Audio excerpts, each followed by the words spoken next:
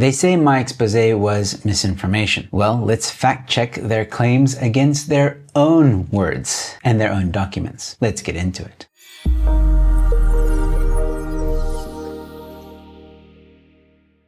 Once again, ladies and gentlemen, thank you all so much for donating to Stolen Ground 2 and 3. We are making great headway, and if 4,000 people just donated 50 Rand, we would hit our goal. If you want to help me uncover the truth behind land grabs in South Africa, please head on over to the BackaBuddy campaign linked in the description or pinned comment, or you can pause the video right now and scan the QR code to go straight to the link. If you prefer EFT details, those details are also in the description or pinned comment. Every donation gets us one step closer to uncovering the truth behind land grabs in South Africa, and we'll be talking about Grabouw and Hermanus in the next upcoming documentaries. Once again, to those of you who have donated, thank you so much. Let's uncover the truth together. Hello ladies and gentlemen, welcome to Newsflash. I'm your host, Emilio. Thanks for tuning in. Mossel Bay Municipality recently released an interview calling my investigation into Aalwyndal biodiversity offset framework misinformation. So let's compare what they said with what's actually written in their own documents, and you can decide for yourself. The document consists of 5 reports. It's a draft document. It's not approved or accepted by anybody. That's true. It's a draft, but it's their draft. It's their consultants. It's their framework, and it's already published for public comment. So it may not be adopted yet, but it's official enough for you to be asked to comment on it. It doesn't affect any owner in the area. If you don't want to develop, the development, the offsets are applicable to development.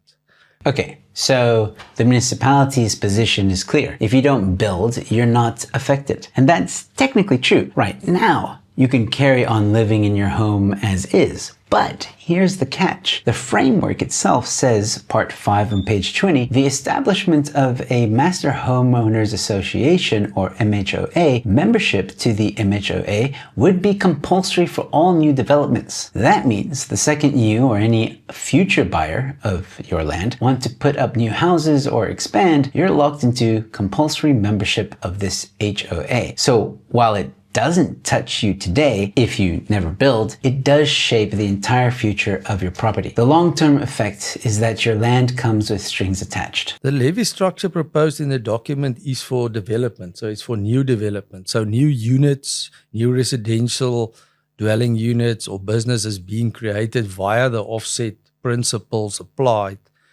that there will be levies on those units. For the existing property owners, if you want to get involved and become part of the conservation efforts, if it's in Aalwyndal, you can become part of the HOA, but nobody can force you. Again, that's their line. Levies only apply when new units are built. But let's see the numbers in their own draft. Part 5, page 17, an initial estimate of annual conservation levies close to 4.4 million Rand would be required. Translates to nearly 14,000 Rand per development hectare. Page 18, an initial conservation levy of 16,500 Rand per developable area is advocated as a starting point. And on page 32, participation in the MHOA is compulsory for new developments. This includes the payment of conservation levies in perpetuity. So they're right. Nobody is billing current owners right now. But here's the reality. The moment you develop, you're paying thousands per hectare every year. Forever. Developers will pass those costs on to buyers, which makes properties here less attractive compared to other areas. That's how this framework still drags down value and control, even if you're not built today. The proposal in the documents is two homeowners associations. You'll have your own owner association for your own small development in which you construct your unit. But there will also be a master HOA which will look after the conservation areas in the bigger area.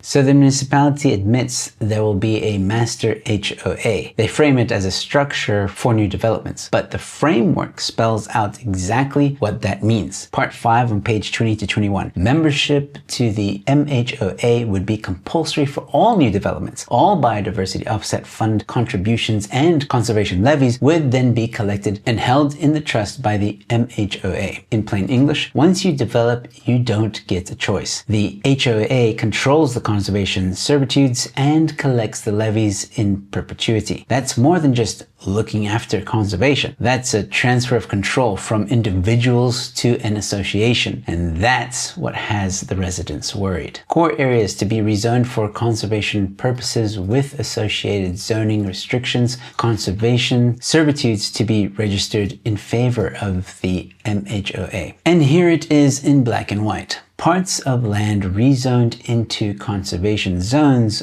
with servitudes registered in favor of the master HOA. Now, the municipality says this is about balancing development with nature, but for property owners, this isn't just about plants and animals. It's about losing control over sections of their land. And a servitude means you legally give up certain rights. And when it's registered in favor of an HOA instead of you, that's a permanent shift in ownership dynamics. So even if they're technically right that nobody is grabbing your house today, the framework sets up a system where the chunks of your property get locked away under someone else's authority. So when residents complain about zoning chaos, they're not making it up. The certificate says SRZ1, the municipality's own 2017 letter, admitted earth numbers weren't updated automatically in the finance system. That's their mess. So let's recap. The municipality is right about one thing. This is still a draft, and if you never build, you won't pay today. But here's what they don't want to admit. Their own framework sets out compulsory levies, nearly 14,000 rand to 16,500 rand per hectare every year in perpetuity. For many properties, that adds up to 30,000, 50,000, even over 100,000 a year in levies. And their own draft says these payments will go into a master HOA, which you are forced to join if you develop with conservation servitudes registered over your land. That's not wild speculation. That's in their documents. It's that simple.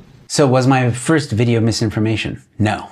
The numbers and risks are right there in black and white. The only difference is that the municipality calls it a draft. But if it's harmless, why are they asking you to comment on it? Gee, I wonder why.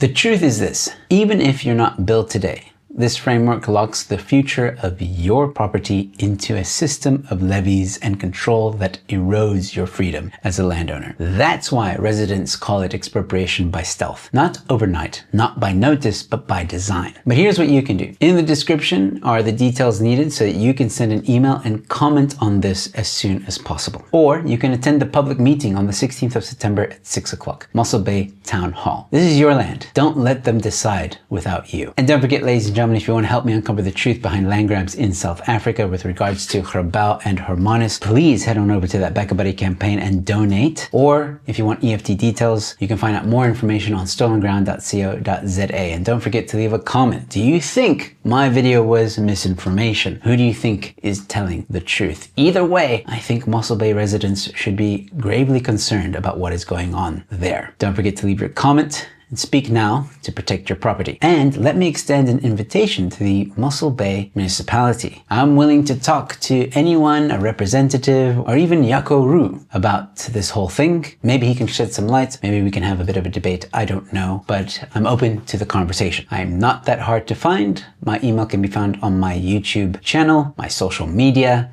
It's really not that hard to get a hold of me. And no matter which platform you're watching this episode on, don't forget to leave a like, share the video far and wide, subscribe, follow, you know what to do. I've got more content coming your way, and with all that being said, thanks for watching. Your Newsflash is in. Hi, just these jeans, thanks. Just these today? Yeah, sure. No worries.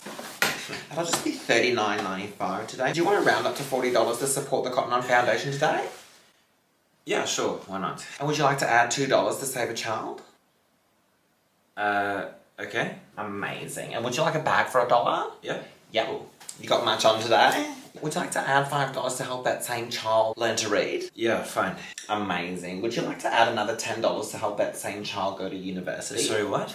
I just wanted to... Would you like to add another $20 to help that same child become a lawyer so that they can sue you if you don't donate?